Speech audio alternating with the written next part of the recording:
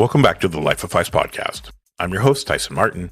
In this follow-up episode, we sit down with Larry Everage, a photographer whose career bridges deeply personal documentary work and iconic moments in music and culture. Since his first appearance on the podcast, Larry has continued to refine a photographic approach rooted in patience, trust, and long-term vision.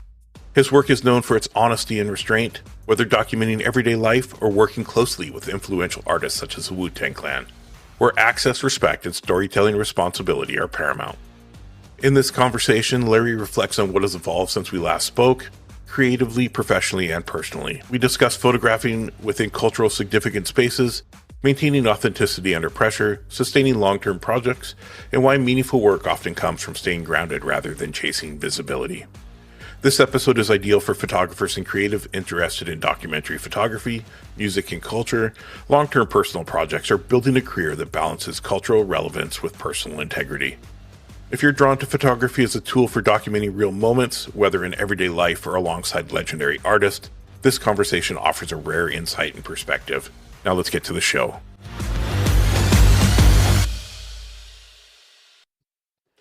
All right, we're back with my brother from another Larry Everage. How's it going, brother?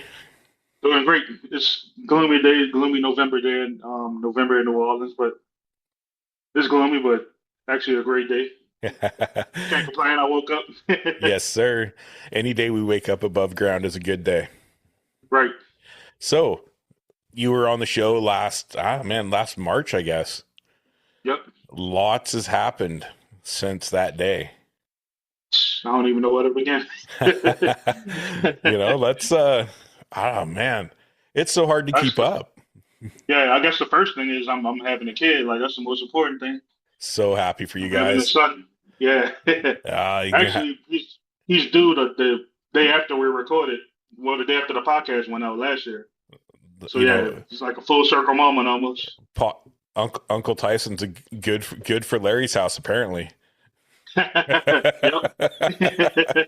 Oh, dude, I'm so happy for you guys, man. Becoming a dad was one of the scariest and best moments of my life.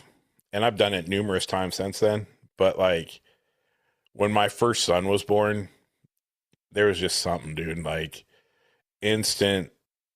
I would do anything for this kid. There's not a thing that could make me not protect this child and I wanted to give them a life I never could do. So, You're going to be a great dad. You're going to have amazing stories. And I can't wait to meet the little dude when I make it out your way in the next, I don't know. We'll talk about that later in the show here about my project that's coming up. So have a kid. You're having a kid coming. Now let's talk a little bit about some of these amazing things you've done with your camera since we talked last. Yeah, I think last time we left off, I was getting ready to film St. Joseph's Night. We talked about that last episode with the Indians coming out at night. Yeah, that went off well. And actually, maybe like right after we recorded, around the same time, the news went out that Wu-Tang Clan is going on their final tour. Anybody who heard the last episode knows I'm like the biggest 90s hip-hop fan, and Wu-Tang is my favorite group of all time. I think we're tied for that biggest 90s hip-hop fan, man. Because we went down the rabbit hole of classic New Orleans hip-hop. Like, you lived it, I listened to it, all right? So it's the same. West Coast of Canada, it's the same. So Wu-Tang was coming out on their farewell tour. It's funny because I was actually at work because it was around Mardi Gras season. Yeah, Today Show was in New Orleans, the NBC Today Show. In my job, we normally partner with them to bring them down here. They come like once a year. But I was literally like on the side, like while they were filming, like Al Rocco was like standing in front of me. I'm like, oh, it's 10 o'clock. Let me reserve my Wu-Tang tickets. I'm like off to the side, making sure the boss don't get the ticket before I do. So I scored some floor seats. I splurged. I never splurge like that on concerts, but I'm like, it's Wu-Tang's last tour. I got to splurge. Like, I'm not going to see him again. So I bought the floor seats in Atlanta. That was the closest city to New Orleans that had a show. So fast forward a couple of weeks, I forgot that one of my classmates from Dillard University, the college I went to, Lauren, she works with Raekwon. She's on his team. and she knew I had been a big fan, so she was like, "Oh, I'm gonna talk to Raekwon's manager about getting you some passes." And I was like, "Oh, shoot, all right." I didn't have to buy a ticket, but I had a ticket anyway, so so I ended up driving up there and got in touch with Raekwon's manager, Power, and he had a ticket for me waiting at will call, so I got to go backstage like 2 hours before the show started. Met with Raekwon in his dressing room, and we just hit it off. Like I ended up getting a photo pass, so I shot the whole show. Yeah, you did. And I remember it's like, you sent me a sneak peek. You're like, "Oh, bro, look at this," and I was just like, "Oh yeah, man, I'm so jealous right now." But that wasn't the only thing, man. Like this kind of led to something. yeah. So the show was over. Like the show was crazy, by the way. Like Redman came out, so I didn't even know Redman was there. He came out and did a set with Method Man, of course. Run the Jewels opened up for Wu-Tang, so Killer Mike and LP were there. And it's in Atlanta, which is like a cultural hub of hip hop. Yeah. So anybody you could think of was backstage. Like I was trying to get a picture with Ghostface because Ghostface like is one of my favorite rappers. But like I'm standing next to Tyrese and Tyrese is waiting in line to get a picture with him. It's like anybody you could think of was backstage. But um, fast forward like a day, because my wife drove to Atlanta with me, so we made like a vacation out of it. She didn't go to the show, but she had friends in Atlanta, so she went out while I was at the concert. But like as soon as I got back to the hotel, I just started like pounding out edits. So like, man, I'm panicking. Like I gotta send these pictures out to see if they like them. Yeah. And I sent them to Power the next day. He loved them so much. He called me on the phone. He was like, pick another tour date to come out to. So I ended up doing two tour dates with Wu-Tang. Yeah, dude. A year ago, did you even?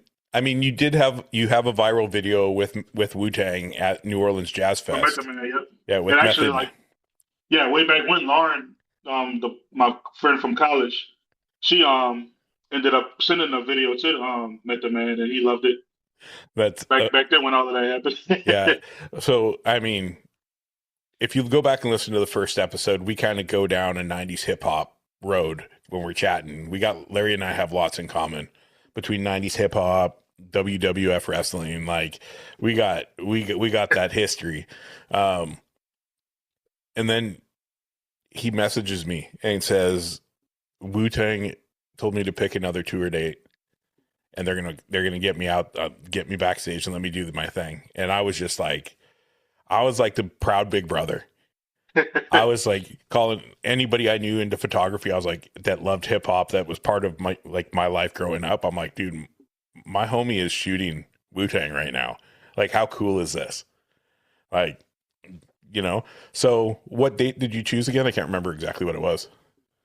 I was trying to line it up with my vacation because I have so many PTO days. So luckily they had a show on July 4th, which is a holiday. So I got to go to Denver, that was actually my first time in Denver. So I got to go to Denver and shoot them in Denver. And it was an outdoor venue, so the pictures came out great. I didn't get to meet Killer Mike and LP in Atlanta because I was so busy trying to meet Wu-Tang and get familiar with the security team and all of that. So I didn't really so the Denver show I actually got to enjoy running Jules too. And I met Killer Mike, I met LP. I was there like the whole day, so I talked to everybody. The security team remembered me from Atlanta. Um, Actually, too, credit to Lauren and my wife. They both suggested that because I had so many pictures, even though I was shooting for Raekwon, I had solo pictures of each member, like all 9 members. So I made a print of each member and went to Denver with it and gave them all a print Oh, of their so photo. sick. So sick. Just like a token of appreciation type of thing. So when you got back, so you finished the shoot in Denver, you're around all these amazing, talented individuals. You're And back. they were gracious to it for the pictures too. Like I remember Master Killer, particularly, Killer Mike was getting ready to go on stage. Like I was standing next to him. We chatted for a bit. I met two hip hop journalists. We became friends backstage. We were all in a circle. And Master Killer came up almost like in a confrontational way, like, you're the dude that took that picture to print. And he was like, I didn't like it. And like my whole face just changed. He said, I'm saying that because I loved it. And he gave me like a big hug. Oh, dude. I was like, man, Master Killer is telling me he loved my picture. And you guy must have passed me like 3 times over the course of the day, running backstage. Every time he saw me, he was like, man, I love that picture. And even after the show, I was walking to the because I was trying to get an Uber, so I was kind of walking away from the arena, and I saw this van open with some smoke, some smoke going on. Of course, you know who it was. It was Method Man. So I like walked past him, and he was like, "I really appreciate the picture." Like he remembered me from handing him the picture earlier at night, and he was like, "I really appreciate it. That was a cool picture." And now I looked at Method Man on Sundays. He's photographing the NFL games for the Jets. Isn't that sick? Yeah. So he's a photographer now. Yeah, and Beast Mode, he's doing it. Yeah. Like Yep. Randy Johnson, Ricky Williams, there's a couple of guys. Ken Griffey Jr. Yep. Like something about that Mariners team because Randy Johnson does it too. Yeah. Seattle, man. Yep. Marshawn Lynch, Seahawk legend. Seahawks, yep. Right. So I just, like I was a fan of your work for how you captured things. And then we got on that first episode. We didn't know each other. And it was like instant family. Like, you know what? Like, you're my homie. I got your back no matter what. I feel the same way from you. And then I just see you just doing these things that we kind of talked in the first one. Like, these would be dream jobs. These would be the thing, and you're out doing it. You're there. You're capturing these images. You're handing out prints to to some of those legends that basically, if you say hip hop and you don't mention Wu-Tang, you got issues. They're one of the pillars, yeah. And did you find it hard as being a huge fan and trying to get work done? Oh yeah, I was nervous, especially at Atlanta show. I was a nervous wreck because I didn't know what to expect. But once the show started coming, and I started like relaxing and realizing like this is what I do. Like everything worked out. Yeah, for sure. So I'm sorry. No, go ahead. I even from doing the show twice, I got to know like beats and like when certain things were gonna happen. Like there's this moment in the show. RZA does this a lot because he did it at the Jazz Fest like years ago too. But there's one point in the show where he like sprays champagne, and I happened to be on the stage, on the side of the stage, right when he did it. So I got like the champagne splashing everywhere, and the fans waving their hands in the air. Like it was like the perfect shot. It's my favorite shot from the whole concert. Nice. So, has anything come from it since then? I know you were talking with Raekwon about doing some other stuff. Oh yeah, he definitely said he's going to keep me in the loop, but it's one of those things where like it might not happen like right away, but when it happens, it's going to happen. Yeah, man. And then you've been killing it at home too, like on the work front. Like you're doing great projects, except WWE backing out of New Orleans was kind of a bummer. Yeah, that's a story in itself. But again, we'll flash back to the first episode. If you don't know, there may be a video out there where Larry talks with Mr. Dwayne "The Rock" Johnson about 90s New Orleans hip hop. Right. I still can't believe that happened. So what else has been going on, my friend? Just like you said, staying busy with work, doing a couple of personal projects I'm working on. Actually, sorry, I thought I was about to sneeze. Getting ready for the parade season coming up in a couple of months, so that's always a good time to shoot. I'm actually working with a local Black Mexican Indian chief on documenting his suit from start to finish. Actually, I'm saying this, I haven't been over there in a while. I need to call him so I could find some time next weekend maybe to go over there. But I want to like get video and pictures of him like being in suit from start to finish. I can't wait to see that one. I mean, we were touching on ideas of New Orleans, of things that would be cool to capture. And, of course, you just get out there and make it happen. Yeah. Yeah, the goal is to maybe on Mardi Gras Day to just follow him for the whole day. That'd be cool from like set up, like getting ready Yeah, to all the event. That would be amazing. It'd because be this is actually he's been matched since he was a little kid. His grandfather is considered like the goat of Indians, like Tootie Montana, but he actually started his own tribe this year, and this is the first year for the tribe. So it would be like cool to get that on camera. yeah, history. Yeah, Yeah, definitely. that's what we're here for. We're here to capture moments, man. Yeah, we're basically documentarians. That's what we are. Yes, sir. Anything else coming up in life besides baby shooting the Wu-Tang Clan, you know, parade season? Yeah. Well, actually, tomorrow evening I'm getting ready for a good friend of mine, James. He's a local photographer. We're both he's doing the photos, I'm doing the video of Mia X's son. He got married like maybe like a couple of months ago, I think, but he's having a reception tomorrow. So we'll be there tomorrow filming for Mia X. Another New Orleans hip hop legend.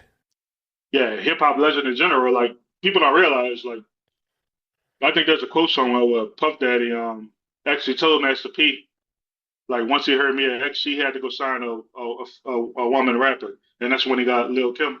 Ah, So okay. there wouldn't be a Lil Kim without Mia X. And I wonder, like, I'm going back, like I'm a few years older than my friend Larry here. Um, Yo-Yo. I'm wondering Mm. what Yo-Yo's if Yo-Yo had I'm assuming probably some kind of influence on Mia X, Oh yeah, definitely. because Yo-Yo I was wouldn't have like bet. when Yeah. she came out, she was like the first female rapper that wasn't doing that, the club super up tempo, like No, it was fun. some hard, Yeah, yeah, hardcore, yeah. yeah. So I mean that's gonna be an experience in its own with the amount of people that could show up at that event. Oh yeah, I'm sure there's gonna be some New Orleans like music royalty in there. So another opportunity to shoot my shot, I guess. Yeah. I mean, well, Just that's all you can do, right, man? Like all you can do is say right. yes and put yourself out there. Hmm.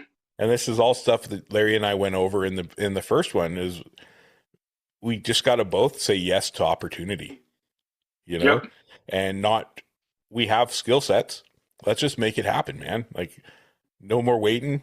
And look at you. You Wu-Tang, Raekwon, Mia X's son's wedding reception. Man, scared the WWE out of New Orleans. Um, I was actually looking forward to because I know you're such a big wrestling fan, so I Yeah. was Well, like they're really actually still excited. coming. They're coming here in August, but it's for a smaller pay per view. That was kind of like their peace offering, like, oh, we screwed over y'all, but here's it's called Money in the Bank. Here's the Money in the Bank pay per view. So Man, they'll still be here, but it won't be WrestleMania. yeah, like the WrestleMania. As a longtime wrestling fan, WrestleMania is the holy grail. Yep. That's what we all wanted to do. I mean, Yeah, Hogan slamming Andre, Bret Hart and Stone Cold Steve Austin yeah, fighting Stone Cold's face pouring blood, and yeah, those are WrestleMania moments. yep. Man, any other projects you got kind of going in the background that you're thinking? Are you just going to focus on what you've got currently on your plate? Yeah, mainly focus on what I got in front of me for right now, but I definitely want to, as we go into 2026, I definitely want to venture off into video more. I'm thinking because sadly, Instagram, which we shouldn't be worried about Instagram, but it is what it is. It's a necessary evil. Yep, They cater more towards video, so you kind of have to incorporate some kind of video into your work. 100%. I'm right there, man. Like I've got the pocket and the action just to start trying to capture moments Yeah. because I've got this photography heals your soul project that I'm going to get off the ground in January. Hmm. So basically, what we're doing with it is I'm going to take photos of the photographers Mm. instead of capturing. Harlow has a project going on right now. Sean Bruce is doing it where he's capturing random candid portraits of strangers. Hmm. I was going to continue that process up here And then Kieran challenged me to change it up more to what my brand is about. And that's where we decided that, you know what, I'm going to capture the creator. I'm going to capture the artist behind the lens. So I'll capture a candid portrait of them. And then there'll be the light handoff. So I'll take the Harlow light and hand it to them. And then they'll turn around and set up a shot with, could be another creator, could be an athlete, could be a model, whatever they want to have set up. And then it'll be laid out, my shot, their shot, on 2 pages of a book. And then it will continue through. My goal is to get everybody who's been on the show in the book. Wow, nice. Which is crazy because that means it's going to be a lot of travel. But yeah, it'll be fun though. Yeah. It sounds like a great project. It'll be interesting. I've never taken anything on this big before.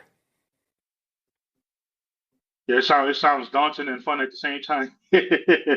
And like the good kind of daunting. Yeah, all while recording and, you know, capturing video so I can do like individual parts, documentary type parts on YouTube. Nice. You know, so it'd be cool if you had like the meta glasses and like your first person view. I laughed because they have the original the Ray-Ban Wayfarers, like the ones on sale for like a couple $100 now. So I was like, huh. It's hard because you know, you mount the I mount the action into the hot shoe on my camera, but it rotates in the screen, but it doesn't rotate in the video. So you have landscape and then portrait. You know what I mean? It doesn't automatically adjust it. So that's where those glasses would come in because it would capture everything. Right. You know, and then I could just capture audio through mics and on a separate track and then lay it all in. Just made it sound way more complicated. It's all for a good cause, though. Yeah. And travel opens up. I think travel is great for photography, actually. Like, me and my wife, we just came back from Rome in October, late October. We went to Rome. It was our first time in Europe, but it was my third time. So just being out there, and I must have took about 3,200 pictures. that I'm still going to do because I want to make like a little travel book. That'd be with cool. Some of the best photos, yeah. But traveling is like the greatest for photography. You open up your mind and your creativity. Yeah, and that's kind of the goal. Like, I'd love to build a van, have it so I have a place to crash. I don't have to rent hotels, and just travel because there's so much in between towns that you could capture that you don't see. Yeah. Right? And I love that old wore out old Americana. So like Route 66 type stuff is my that's exactly what I love. So but to do that across Canada, to capture all the small towns that, you know, it used to be very vibrant, like lumber towns or mining towns, so that have all gone away. So you have all this old wore out architecture, you know? So yeah, there's some areas like that in the Delta too, in Mississippi. Yeah. Which is where the movie Sinners was based. There's a lot of little towns like that. Yeah. That movie was different. It caught me in like, it wasn't what I expected when I started it. Like, I knew nothing about it except I'd heard it was really good. So then I sat down and I was watching. I was like, "Oh, that's cool." And I'm like, "What? When did it pivot?" That goes to show you, I've done too many things this year. Like, completely forgot I did something for that movie too. I've left that out when you asked me what have I done. Oh, what you but do? My job has a partnership. We're a member-based organization because we're tourism-based focused. So we have restaurants and hotels that pay to be members of my job. And there's one restaurant named Dakar, based on named after the country in Africa. It's like it just got a Michelin recommendation like maybe like 2 weeks ago, 3 weeks ago. But they want to start doing like themed dinners. And the first themed dinner they did was based on the movie Sinners. Wow. Because when Ryan Coogler, they shot a lot of the film like down here in the New Orleans area. And while he was here, he ate at Dakar like twice. And he loved it so much. So the chef, Serene, kept up. The chef of the car is named Serene. He kept up with Ryan Coogler like over the course of the movie being filmed. And once he had the idea for the dinner, he hit Ryan Coogler up and was like, "Oh, can we do this?" And he basically transformed the restaurant into a juke joint. Oh, But the funny thing, yeah, the funny thing is Ryan Coogler was supposed to be at the dinner, but he was in Germany filming a movie, so he couldn't make it. So my job actually sent me that night to the restaurant to photograph it, to document the whole thing. how So cool I is was this close to meeting Ryan Coogler. Yeah, that? would have been something else. I would have shot my shot Yeah. at. I just think with, with your job, there's just so many opportunities to capture it could just be the word like, hey man, I'd love to shoot a portrait of you sometime. Yeah, actually, this coming week, because so many restaurants got Michelin recommendations and stars. I'm filming an event for my job Monday, so we have like a reception for all the restaurants that got Michelin recommendations. So I'll be in a room with a bunch of all-star chefs, and it's another opportunity. Yeah. I love the way It you're feels like the universe keeps putting me in these places. it's because you deserve it. Thanks.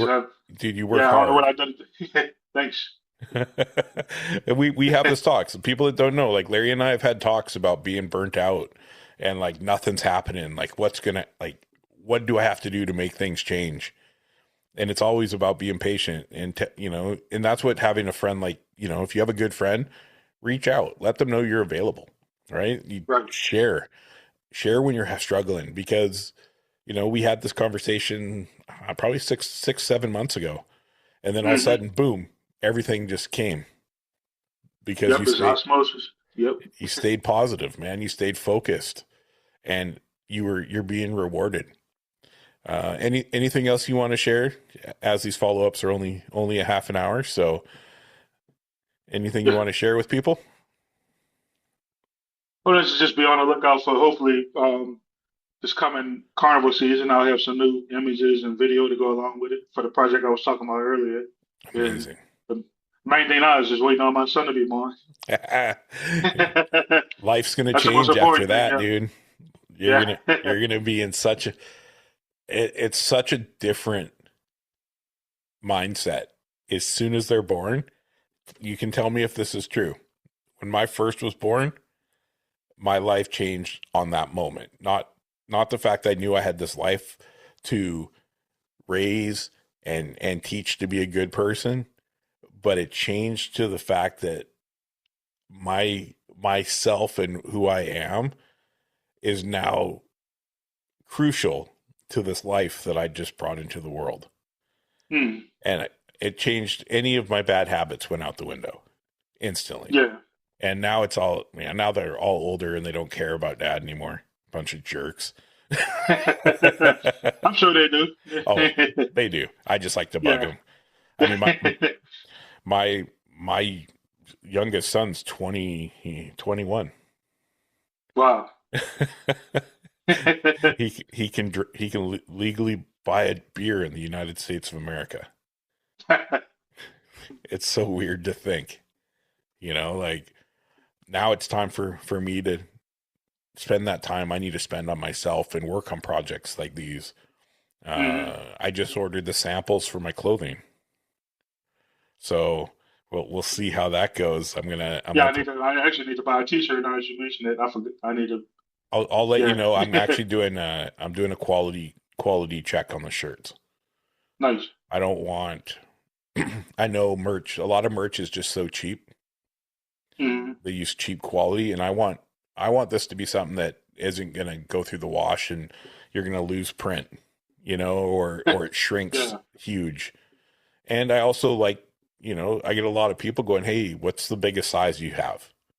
Right. Mhm. So I've been able to find, I found some XL trucker hats. Wow. I didn't know they made it. So trucker. I didn't either. So I'm trying to get some of those done. So like this was the first sample. So I usually wear mine on like normal trucker hat. There's like 3 of the things left. Yeah. Mm-hmm. Like that's it in the XL. Wow. So I'm getting a round patch like this with the logo on it. Nice. But just it fits good. I don't I don't like my hats to feel like they don't fit my head. You know what I mean? Like Yeah. spread open and just, I'm a bigger dude and I want to be comfortable. So I want to check fit of the long sleeves. I've got some beanies coming, a couple hats, then shorts, three different short sleeve shirts, but 3 different styles that they do. Sticker? You doing stickers? Of course. Yeah. Yeah. I found a company that will actually, they'll do the stickers in a roll, like a perforated roll. So I can just grab a couple, rip them off, drop them in a box when stuff's being shipped out, or send them out in the mail.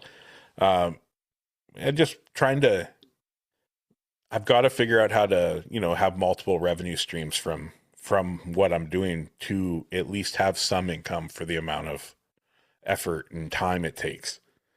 So Yeah, not only that, but it's another creative outlet too. Yeah. I have to thank Nakai. He was the one who, during our recording, he go, because he's a big dude too. I was like, how do you just break the ice with people on the street without them freaking out? And he goes, usually I walk up behind him and I just say cheese, motherfucker. And I was like, oh my God, I love that. And then he goes, well, most of the time then they turn around, they're just so happy I'm not there to rob them that I get a photo. And I said, I looked at him right there. I was like, we have to do something with that because I think that is ideal. And he's a Leica shooter. So that's why the Leica's on the shirt was for him, because that's what he shoots and that's his slogan, but he just doesn't have time to do the clothing. So I was like, hey man, I'll do it. We'll split profits. Like, I just want this out there because it's amazing. And now I have the queue as well. So it works. So we'll see how they go. I've just, they should be here. They said end of next week, but with Christmas, who knows? Yeah. But once I get the shirt quality that I'm after, then I'll let you know and I'll fire you your discount code and you can get yourself one. Yeah, appreciate it. So wear it on Mardi Gras Day. Yeah. I'm also making PG-13 ones because some people are afraid to wear, swear words in public. Oh yeah. So I'm gonna do some say cheese mofo as well. Mm-hmm. And the website saycheesemofo.com. It just makes me laugh every time I do it, and that's I think what the world needs. We just need to laugh more. We need to have fun. Sounds like it could be a cool YouTube channel, man. I've may or may not have already had that in the works. All right. Yeah. But yeah, dude, I'm so proud of you, brother. Like, just keep killing thanks. it. Keep doing Likewise. Keep doing what you're doing, man. And anything you need from me, I'm always here. Definitely. I'm always gonna keep you in the loop. Yeah. I always feel like I get insider info. I love it. Larry, where's the best? I know a lot of people have already heard your first interview, but where's the best place for people to find you?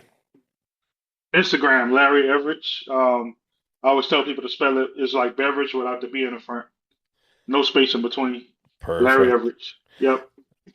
Awesome, brother. Anything else you want to share before we sign off for the day? Oh, no, that's it. Awesome, man. Yeah. Well, again, super proud of you. Keep doing what you're doing. I'm so excited for your son to be born, and I'm so excited to meet him at some point, man. I'm looking forward to making it through your hood and hanging out and shooting photos and just being able to catch up in person. Definitely. Can't wait. All right, brother. Well, enjoy the rest of your day. Thank you so much for your time today. This will be out. I'm hoping all the follow-ups. I'm trying to do 5 follow-ups from the 20th to the 25th of the month for Christmas. All right. So nice. That's why I'm keeping them a half hour because it's easier to edit. Yeah, I don't blame it. All right, bro. Thank you so much. Enjoy your day. Thanks, you too. Bye-bye. All right. See you later.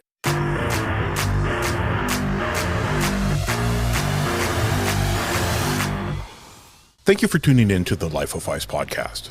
I hope today's conversation brought you insight, inspiration, or just a fresh perspective on the creative journey. If you enjoyed the episode, be sure to follow, rate, and leave a review wherever you listen to podcasts. It really helps us grow and reach more listeners like you. For updates, behind-the-scene content, and more, Please follow us on all social medias at LIFE_OF_PHYS.